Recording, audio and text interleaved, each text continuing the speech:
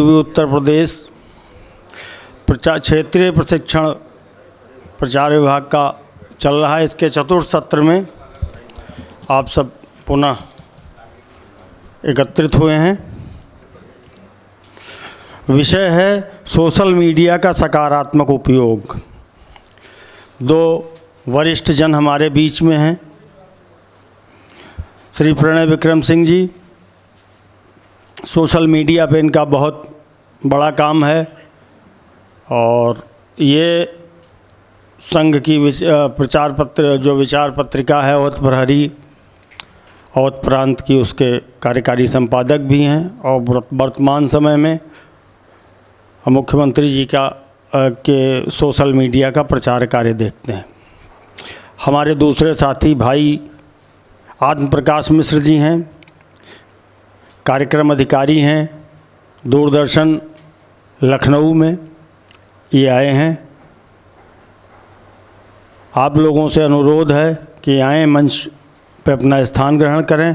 उमा शंकर जी भाई साहब आप आएँ, आपकी अध्यक्षता में सब कार्य निष्पादित हो। विषय है सोशल मीडिया का सकारात्मक उपयोग। जो आपके हाथ में फ़ोन है हरदम चलता रहता है। अभी आपने इसके पूर्व के सत्र में राष्ट्रीय प्रचार प्रमुख माननीय सुनील अम्बेकर जी भाई साहब का मार्गदर्शन आप लोगों को प्राप्त हुआ। सामान्यतया ये हम लोग रखते हैं कि जब बैठकें होती हैं हमारी संगठन की या प्रचार विभाग की या अन्य बैठकों में, हम लोग अपना फ़ोन साइलेंट कर लेते हैं। सुनील अम्बेकर जी बोल रहे थे, उस बीच किन्हीं दो तीन साथियों का फ़ोन तरह तरह से बजा। ये उपयुक्त नहीं है, अनुशासन के विपरीत है, तो कृपया फ़ोन साइलेंट रखें। व्हाट्सएप देख सकते हैं आप बिना घंटी के। अब कार्यक्रम को आगे बढ़ाते हुए श्रीमान प्रणय विक्रम सिंह जी भाई साहब आइए और आप सोशल मीडिया का सकारात्मक उपयोग कैसे किया जाए इस पर प्रकाश डालिए। प्रणय विक्रम सिंह जी का स्वागत करने के लिए श्रवण अवस्थी आचार्य हैं, वो आएँ और प्रणय विक्रम सिंह जी का अंग वस्त्र और पुस्तक देकर सम्मान करें। आप आनंदी देवी विद्यालय के प्राचार्य हैं श्रवण अवस्थी जी सीतापुर के। प्रेम शरण मिश्र जी प्रधानाचार्य हैं रेल विहार राप्ती नगर गोरखपुर, गोरक्ष प्रांतीय संवाददाता भी हैं। आप आएँ और आत्म प्रकाश मिश्र जी का अंग वस्त्र और पुस्तक से सम्मान करें।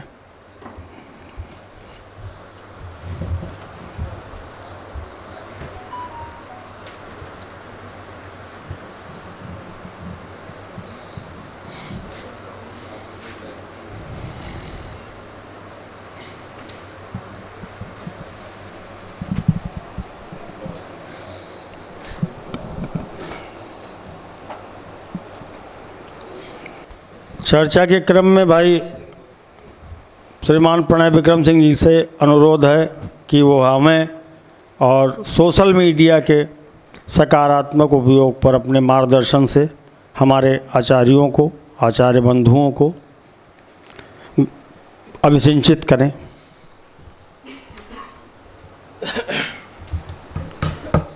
धन्यवाद।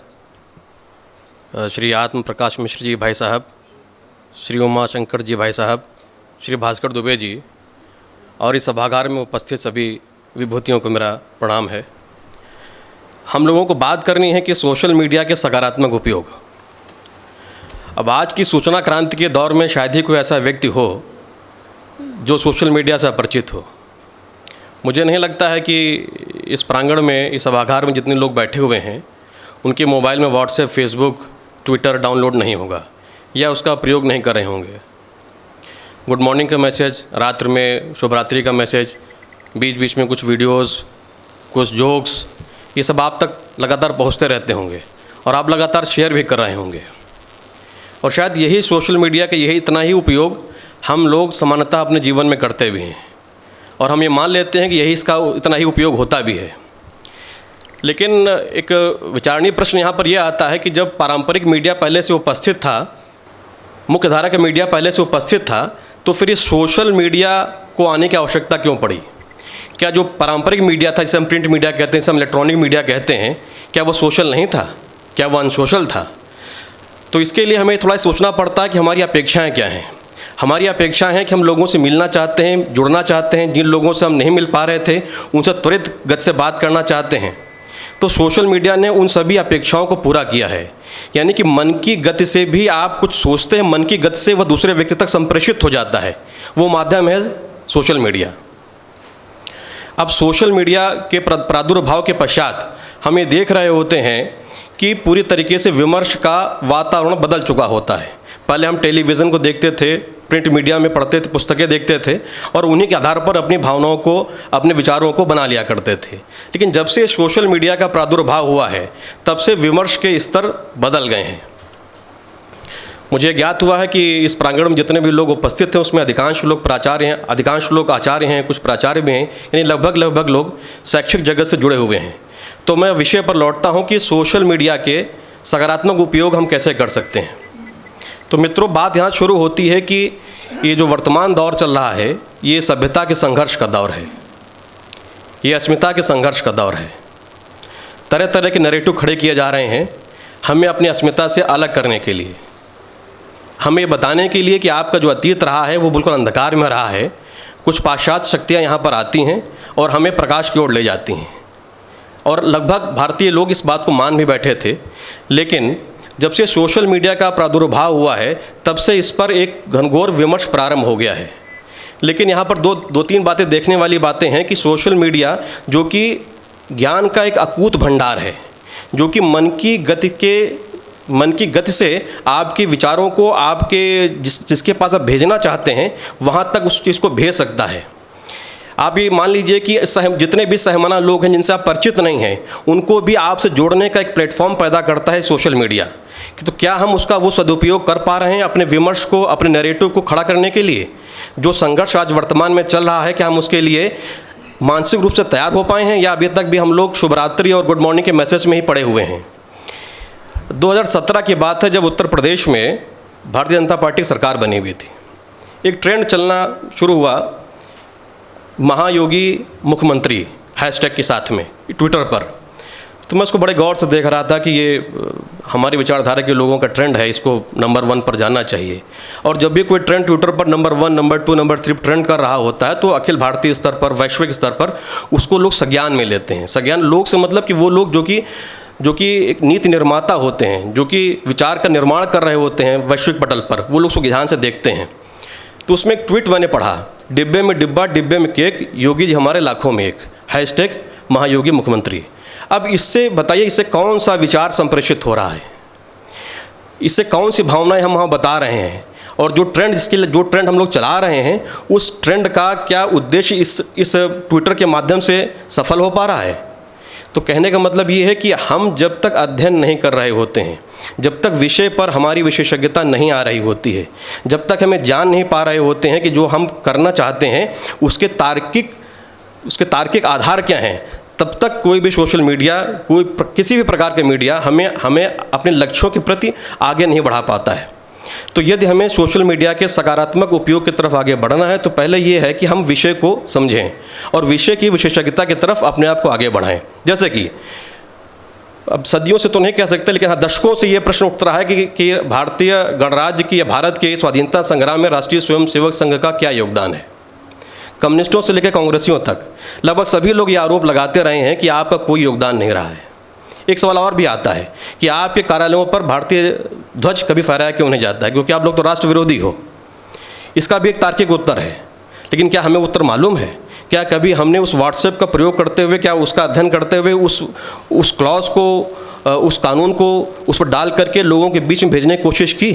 क्या हमने जानने की कभी कोशिश की कि राष्ट्रीय स्वयंसेवक संघ के कौन कौन से स्वयंसेवक ऐसे थे जिन्होंने माँ भारती के चरणों में अपने जीवन को अर्पित कर दिया स्वाधीनता की वेदी पर? हमने उनके बारे में कितना विमर्श इकट्ठा किए। चंद्रशेखर आज़ाद, भगत सिंह, इनके बारे में सभी ने लिखा है और इन्होंने बहुत बड़े बड़े कार्य भी किए हैं। लेकिन और लोग भी तो थे जो गाँव में, समाज में, हर जगह पर कार्य कर रहे थे, संघ की विचारधारा के साथ काम कर रहे थे। तो उनके बारे में जब तक हम नहीं जान पाते हैं और हम उनके बारे में लिख नहीं पाते हैं, तब तक हम इन आरोपों को झेलने के लिए विवश होते हैं। सोशल मीडिया ने हमें एक वो माध्यम दिया है कि हम उस विमर्श पर अपनी तार्किक बात कह सकें, लेकिन उसके लिए आवश्यक है कि हम अध्ययन करें। क्या हमने वो अध्ययन किया? अभी मुझसे पूर्व में जो सत्र रहा है उसमें भाई आशुतोष जी ने बहुत अच्छी बात कही थी महाराणा प्रताप को लेकर के, राजपूतों को लेकर के, कि उनके ऊपर जो आरोप लगाए जाते हैं, जो उनके बारे में कहा जाता है, वो सब हम लोग मान भी लेते हैं क्योंकि हमारे पाठ्य पुस्तकों में भी वो सब चीज़ें दी हुई हैं। लेकिन अगर हमें ध्यान से देखें और इतिहास की गहराइयों में जाकर के देखें तो हमें लगता है कि वो विमर्श जो खड़ा किया जा रहा है वामपंथियों के द्वारा या कम्युनिस्टों के द्वारा, वो पूरी तरीके से सही नहीं है। राजपूतों ने तमाम युद्ध जीते, 500, 600 वर्ष तक उन्होंने मुग़ल सत्ता को या मुस्लिम आक्रांताओं को भारत में प्रवेश करने नहीं दिया।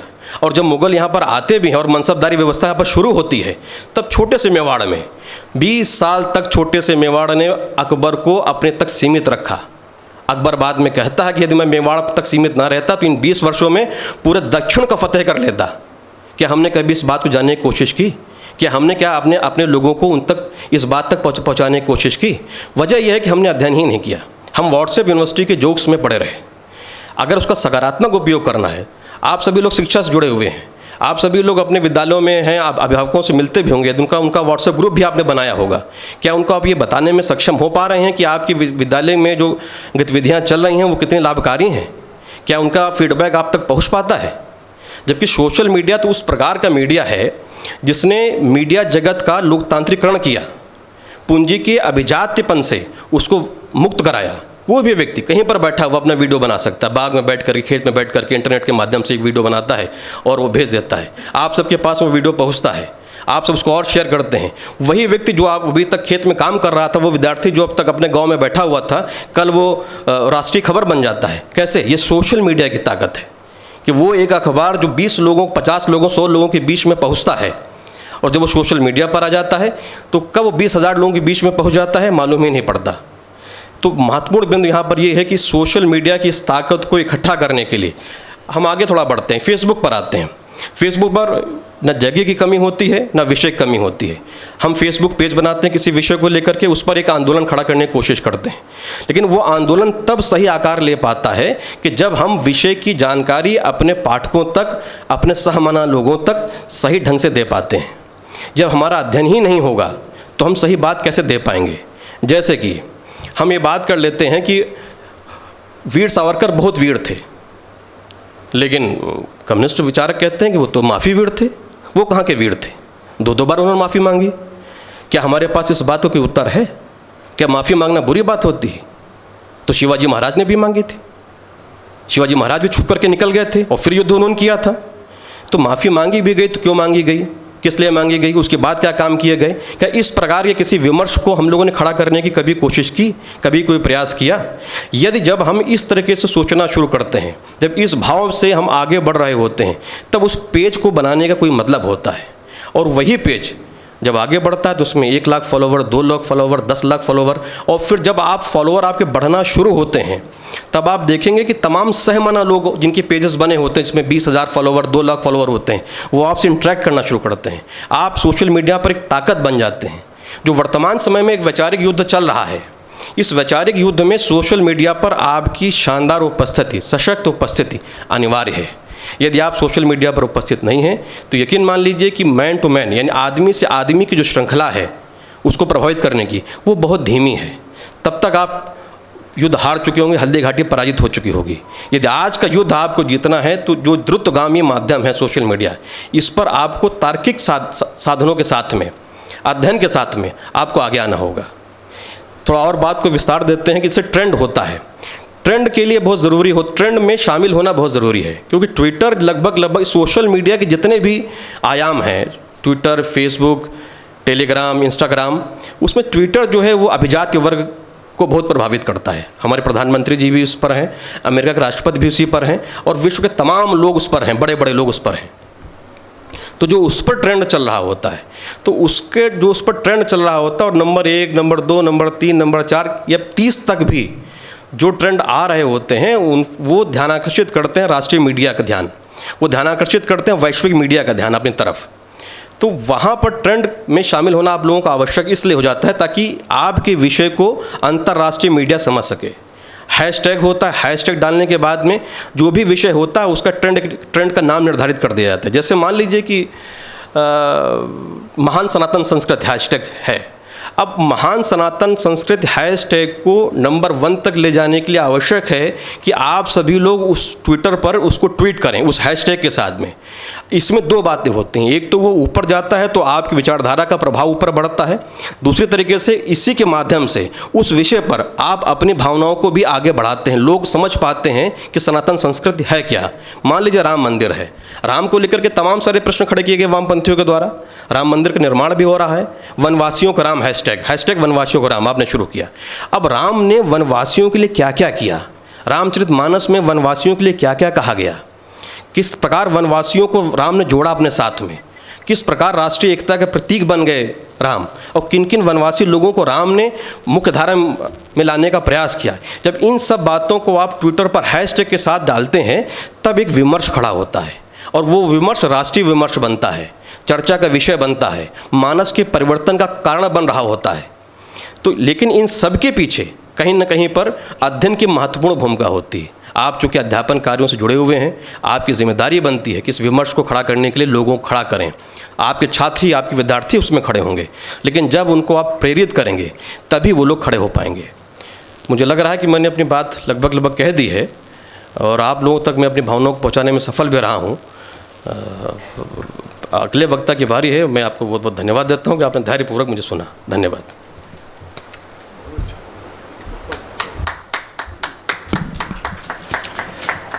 अब आप लोगों को भाई आत्म प्रकाश मिश्र जी, दूरदर्शन और टीवी से जुड़ा हुआ बड़ा नाम है, बड़े चेहरे हैं हमारे प्रदेश और देश के, विभिन्न भाषाओं के जानकार हैं।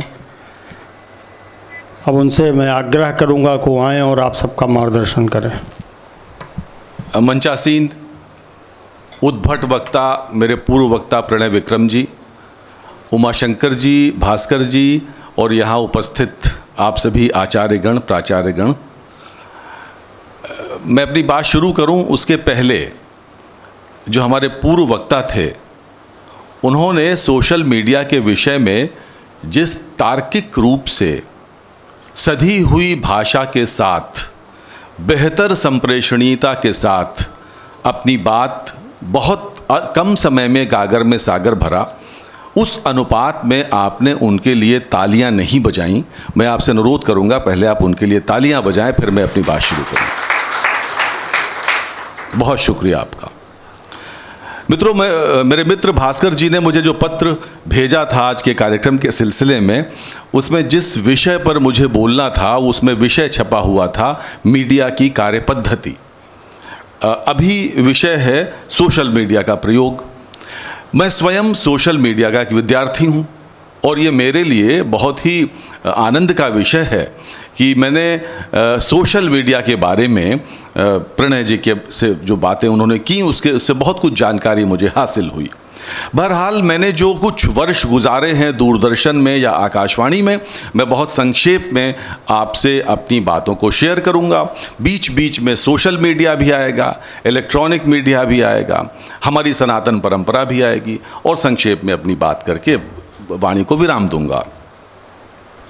मित्रों, 1893 में शिकागो के धर्म सम्मेलन में जब स्वामी विवेकानंद गए थे और 1.5 महीने की उपेक्षा, अपमान और तिरस्कार के बाद जब उन्होंने उस धर्म संसद को संबोधित किया था, 1.5 महीने तक वो अमेरिका की सड़कों पर सोए, गेट आउट, इस प्रकार के संबोधनों से नवाजे गए स्वामी विवेकानंद 1893 में जब शिकागो में बोलने के लिए खड़े हुए और उन्होंने मेरे अमेरिका वासी भगनी और बंधुओं का संबोधन दिया तो पूरे 2.5 मिनट तक तालियां बजती रहीं। सिर्फ इतना बोलने पर मेरे प्रिय अमेरिका वासी भगनियों और बंधुओं। ये बहुत से विचारकों के लिए शोध का विषय रहा कि ऐसा क्यों हुआ। कालांतर में मैरी लुई बर्क नाम की एक विदुषी थीं जिनको सिस्टर गार्गी के नाम से भी जाना गया। उन्होंने उस समय में तमाम अनुसंधान किए, उन लोगों से साक्षात्कार किए जो उस धर्म संसद में मौजूद थे। बात मैं 50 वर्ष पुरानी कर रहा हूं, और कई लोग जो उस धर्म संसद में मौजूद थे उनसे बातचीत की, और कुछ ऐसे लोग, ऐसे परिवारी जन जो उस धर्म संसद में थे उनसे पूछा उन्होंने। और Swami Vivekananda in the West new discourses नाम की 6 वॉल्यूम की पुस्तक प्रकाशित की। उसमें बहुत सी बातें हैं स्वामी विवेकानंद के बारे में, लेकिन मुद्दा ये है कि जब उन्होंने कहा मेरे प्रिय अमेरिका वासी भगिनी और बंधुओं, तो 2.5 मिनट तक ताली क्यों बजती रही। वो चौथे व्यक्ति थे उस धर्म संसद में ये संबोधन देने वाले। उनसे पूर्व पहली बार ये संबोधन दिया था श्रीलंका के बौद्ध भिक्षु धर्मपाल अंगीकारा ने। नंबर 2 पर थे जापान के एक बौद्ध भिक्षु। नंबर 3 पर थे भारत से ही उस धर्म संसद में गए हुए थियोसॉफिकल सोसाइटी ऑफ इंडिया के प्रताप चंद्र मजुमदार। और चौथी पायदान पर थे स्वामी विवेकानंद, जिन्होंने वहाँ से सनातन परंपरा का उद्घोष किया था, और 2.5 मिनट तक तालियां बजती रहीं। सारांश ये है, मैरी ल्यू बर्ग की बात हम करें या सुभाष चंद्र बोस की बात करें, सारांश ये है कि जो बात गले से कही जाती, होठों से कही जाती है वो होठों तक पहुंचती है, जो गले से कही जाती है वो गले तक पहुंचती है, और जो बात हृदय से कही जाती है वो हृदय तक पहुंचती है। स्वामी विवेकानंद का ये उद्बोधन कि मेरे प्रिय अमेरिका वासी भगिनियों और बंधुओं, उन्होंने हृदय से कहा गया उद्गार था जो हृदय तक पहुंचा, और लोग उससे बहुत आनंदित हुए और 2.5 मिनट तक तालियां बजाते रहे। मित्रों, आप सभी शिक्षक हैं, आप सभी सीधे उन विद्यार्थियों के मस्तिष्क को प्रभावित करने वाली स्थिति में हैं जो भविष्य में इस देश का निर्माण करेंगे। मैं दूसरी बार इस सभागार में आया हूं, इस परिसर में आया हूं, और जब मैं आता हूं, दूसरी बार मैं आया और मुझे बहुत रोमांच होता है सभागार में आने पर, क्योंकि मैं स्वयं 1970 के दशक में सरस्वती शिशु मंदिर में पढ़ चुका हूं, कक्षा शिशु से पंचम तक, और आप जैसे आचार्यों ने ही मेरी शिक्षा दीक्षा की है। आचार्य ओम प्रकाश जी, आचार्य तुलसीराम शर्मा जी, आचार्य बद्री विशाल जी, और वो छाप जो स्वयमेव मृगेंद्रता वाली जो बात जो मन में हमारे आज तक समाई है, जिसने हमारे व्यक्तित्व के निरूपण में बहुत महत्वपूर्ण भूमिका अदा की है। प्रणय जी ने बहुत अच्छी बात कही कि जब तक आपका स्वाध्याय नहीं होगा तब तक आप अपने शिष्यों को कोई भी बात बताने में असफल होंगे। तो हमारे दूरदर्शन में भी यही कहा जाता है कि आउटपुट तभी होता है जब इनपुट होता है। किसी भी विषय पर अगर मैं डॉक्यूमेंट्री बनाने चलूं, किसी भी विषय के विशेषज्ञ का मैं अभी सुनील आम्बेकर जी आए थे, मान लीजिए मुझे सुनील जी का साक्षात्कार दूरदर्शन पर लेना हो, तो जब तक मुझे सुनील जी के बारे में पूरी जानकारी नहीं होगी, मेरा पूरा होमवर्क नहीं होगा, पूरा शोध नहीं होगा, तब तक मैं सुनील जी का साक्षात्कार नहीं ले सकता। अगर मुझे एसिड अटैक सर्वाइवर्स पर डॉक्यूमेंट्री बनानी है, शीरोज हैंगआउट पर डॉक्यूमेंट्री बनानी है, तो जब तक मेरा पूरा होमवर्क नहीं होगा तब तक अच्छी डॉक्यूमेंट्री नहीं बनाई जा सकती। उसी प्रकार सोशल मीडिया का प्रयोग, वो भी एक विधा है, एक विज्ञान मैं उसको मानता हूं। मैं भी ट्विटर पर हूं, लेकिन बहुत ही अल्प जानकारी के साथ ट्विटर पर ट्वीट्स करता हूं। फेसबुक पर हूं, फेसबुक पर जानकारी मुझे ट्विटर की तुलना में ज़्यादा है, और व्हाट्सएप तो एक अज्ञानी व्यक्ति भी देख सकता है, जो घर का निर्माण कर रहा मजदूर, मिस्त्री और प्लम्बर, इलेक्ट्रीशियन सभी देख सकते हैं। बहरहाल उस पर चलने वाली तमाम वाहियात चीज़ें, सोशल मीडिया पर चलने वाली तमाम तर्कहीन चीज़ें, तमाम उस पर चलने वाली र्यूमर्स, अफवाहें, किसी भी रूप में हमें उसे आगे फॉरवर्ड करने से बचना चाहिए। और जब तक आप स्वयं जानकारी आपके पास नहीं, उदाहरण के लिए मैं बात करूं, अगर आपसे एक संस्था है, मैं भारत की उस सनातन परंपरा की बात कर रहा हूं और भारत की उस गौरव की बात कर रहा हूं जिसे लेकर हमें हमेशा नीचा दिखाया जाता रहा है और हम निरुत्तर होते रहे हैं। मित्रों, एक संस्था है अंतर्राष्ट्रीय स्तर पर OECD, मैं बात जो कह रहा हूं रिकॉर्ड पर कह रहा हूं, आप गूगल से सर्च कर सकते हैं। OECD का फुल फॉर्म है organisation for economic cooperation and development. ये संस्था 1970 में बनी थी, 37 देश इसके सदस्य हैं और इसका हेडक्वार्टर फ्रांस में है। OECD ने जब 1999 के बाद 2000 आया तो एक ब्रिटिश इकोनॉमिस्ट ऑगस्ट मैडिसन को कहा कि आप एक पुस्तक लिखिए और फर्स्ट एडी से लेकर 2000 एडी तक पूरी दुनिया के अर्थव्यवस्था का विकास कैसे हुआ उसका एक लेखा जोखा प्रस्तुत करिए। ऑगस्ट मैडिसन ने उस पर पुस्तक लिखी, उसका नाम था economic history of world the millennial perspective.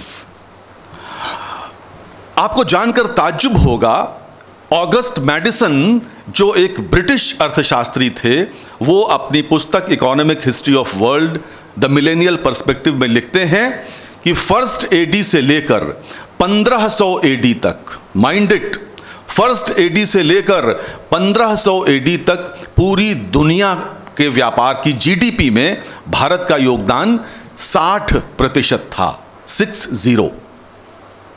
Europe का योगदान 10% था और अमेरिका का योगदान 1% था।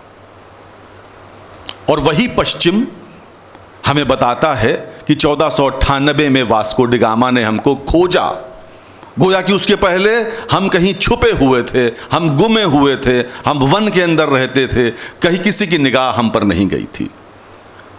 किसी भी सभा में, विद्वानों की सभा में, किसी भी शास्त्रार्थ में जब आप इस प्रकार के तर्कों का सहारा लेते हैं तो निश्चित रूप से जब तक आपके पास इनपुट नहीं होगा, जब तक आप स्वाध्याय नहीं करेंगे, जब तक आप अध्ययन नहीं करेंगे, तब तक आप सोशल मीडिया हो, इलेक्ट्रॉनिक मीडिया हो, प्रिंट मीडिया हो या सामान्य स्थिति में आपका लेखन का कार्य हो, तब तक वो उसको आप अच्छा नहीं बना पाएंगे, उपयोगी नहीं बना पाएंगे। तो मैं दूरदर्शन की बात करूं तो सोशल मीडिया का प्रयोग हम भी भरपूर करते हैं। बदली हुई, देखिए, जो पानी रुक गया वो सड़ गया, संसरत इति संसारः, जो चलता रहे, जो चलायमान रहे, जो जड़ है वो समाप्त हो जाएगा, नष्ट हो जाएगा। रुका हुआ पानी सड़ जाएगा, चलता हुआ पानी, प्रवहमान पानी कभी नहीं सड़ेगा। बदलना हमको भी पड़ेगा। आपकी कोई भी आयु हो, आपकी कितनी भी शैक्षिक स्तर जो भी हो, समय के साथ परिवर्तन हमको करना ही पड़ेगा। अगर हमें समय के साथ कदम से कदम मिलाकर चलना है, अगर अपनी विचारधारा को आगे लेकर जाना है, तो हमको अधुनातन जितनी भी जो कुछ भी तकनीक उपलब्ध है उस सब का प्रयोग करना हमारे लिए अनिवार्य प्रश्न है, वो वांछनीय प्रश्न नहीं है, वो करना ही पड़ेगा। तो सोशल मीडिया के प्रति आप जागरूक हों, आप स्वयं को अधिक साधन संपन्न बनाएं, स्वयं को शक्ति संपन्न बनाएं, स्वयं को ज्ञान संपन्न बनाएं। यदि आप नहीं जानते तो दूसरों से, कम आयु वर्ग के लोगों से उसके बारे में पूछें, जानें और सोशल मीडिया का उचित उपयोग करें। इन्हीं शब्दों के साथ मैं अपनी बात समाप्त करने की आपसे आज्ञा चाहूँगा। बहुत बहुत धन्यवाद। नमस्कार। हरिवंश राय बच्चन की ये पंक्तियाँ आपको देता हूँ कि मीलों हो फासले, हारो मत हौसले, लक्ष्य पाने के लिए केवल समर्पण चाहिए, कुछ कर गुजरने के लिए मौसम नहीं मन चाहिए। बहुत बहुत धन्यवाद। ये सत्र यहीं समाप्त होता है। इसके बाद जो है वो जलपान, फिर 5:30 बजे से परस्पर संवाद के लिए सत्र होगा, जिसमें आपके साथ प्रणय विक्रम सिंह जी होंगे, मैं रहूँगा, रजनीश वर्मा जी होंगे। फिर हम लोग उस समय तमाम चर्चाएं करेंगे, अपनी अपनी शंकाओं का निवारण करेंगे।